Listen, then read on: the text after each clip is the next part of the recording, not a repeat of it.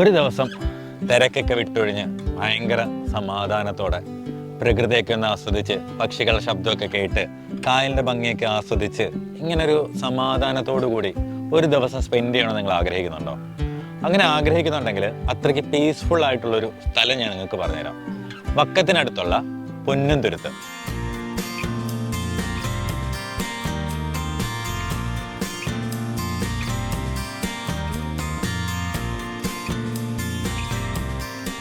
വർക്കലയിൽ നിന്നും 12 കിലോമീറ്റർ അകലെ പണയൽക്കടവ് പാലത്തിനരികിലായാണ് കാഴ്ചയുടെ വസന്തമൊരുക്കുന്ന പൊന്നുംതുരുത്ത് സ്ഥിതി ചെയ്യുന്നത്. ഇവിടെ നിന്നും കായൽ സൗന്ദര്യം ആസ്വദിച്ച് പൊന്നുംതുരുത്തിലേക്ക് ബോട്ടിൽ നമുക്ക് പോകാൻ സാധിക്കും.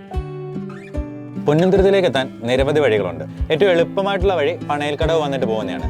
നെടുങ്കണ്ടത്ത് നിന്നും വരാൻ പറ്റും. നെടുങ്കണ്ടത്ത് നിന്ന് ക്ഷേത്രത്തിന്റെ വെള്ളമുണ്ട്. പൊന്നുംതുരുത്തിലേക്കുള്ള അമ്പലത്തിലേക്കുള്ള വെള്ളത്തിൽ സൗജന്യമായിട്ട് എത്താൻ പറ്റും. പക്ഷേ അവിടെ സമയമുണ്ട്. വൈകുന്നേരങ്ങളിൽ രാവിലെ മാത്രമേ അവിടുന്ന് വെള്ളം ലഭിക്കുകയുള്ളൂ. അതേസമയത്ത് പണയൽക്കടവിൽ വന്നു കഴിഞ്ഞാൽ എപ്പോൾ വേണമെങ്കിലും നമുക്ക് പൊന്നുംതുരുത്തിലേക്കുള്ള ബോട്ട് സർവീസുകൾ കിട്ടാം. നമ്മൾ അവിടുത്തെ മെഡോ എന്ന് പറയുന്ന ഒരു ബോട്ട് സർവീസിലാണ് ഇപ്പോൾ പൊന്നുംതുരുത്തിലേക്ക് പോയിക്കൊണ്ടിരിക്കുന്നത്.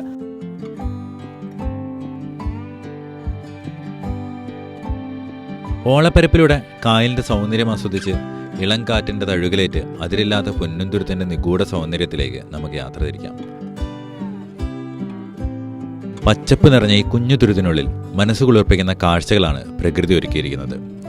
സൗന്ദര്യത്തിനൊപ്പം നിഗൂഢമായ കഥകളും പൊന്നുംതുരുത്തിന് സ്വന്തമാണ്.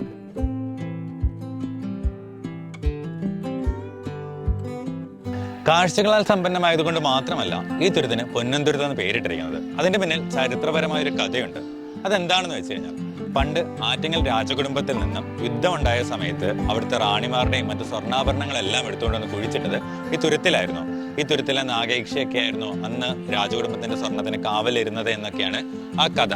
പിൽക്കാലത്ത് ആ സ്വർണം രാജകുടുംബം തിരികെ എടുത്തുകൊണ്ട് പോയെങ്കിലും ഈ തുരുത്തിന്റെ പേര് പൊന്നുംതുരുത്ത് തന്നെ തുടരുകയാണ്. പൊന്നുംതുരുത്ത് എന്ന പേര് പറയുന്നത് പോലെ തന്നെ കാഴ്ചകളുടെ ഒരു പൊൻ വസന്തമാണ് ഈ തുരുത്തിൽ നമുക്ക് കാണാനും സാധിക്കുന്നത്.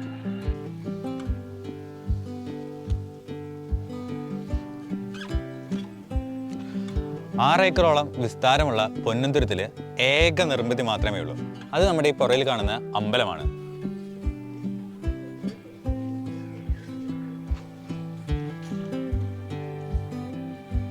നൂറ് വർഷത്തോളം പഴക്കമുണ്ട് പൊന്നുംതുരുത്തിലെ ഈ ക്ഷേത്രത്തിന്. ഇവിടുത്തെ പ്രതിഷ്ഠ ശിവനും പാർവതിയുമാണ്.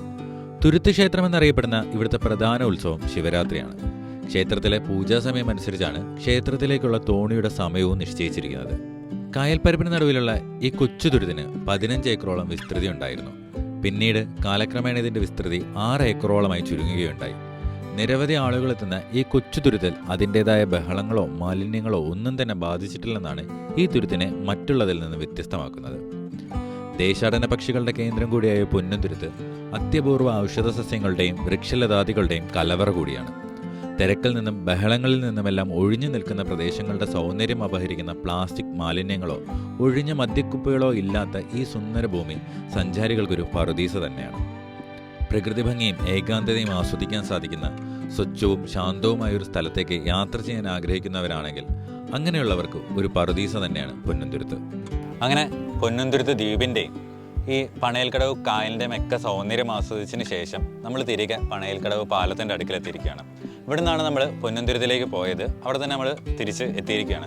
ഇവിടെ നമ്മൾ ഈ കായലും ഈ പൊന്നുംതുരുത്തുമൊക്കെ കൊണ്ടുപോയി കാണിച്ചത് മെഡോസിൻ്റെ ഡ്രൈവർമാരായ മെഡോസ് എന്ന് പറയുന്ന ബോട്ടിൻ്റെ ഒപ്പം ഉണ്ടായിരുന്ന 2 ചുണക്കുട്ടികളായ സച്ചുവും വിധിനുമായിരുന്നു.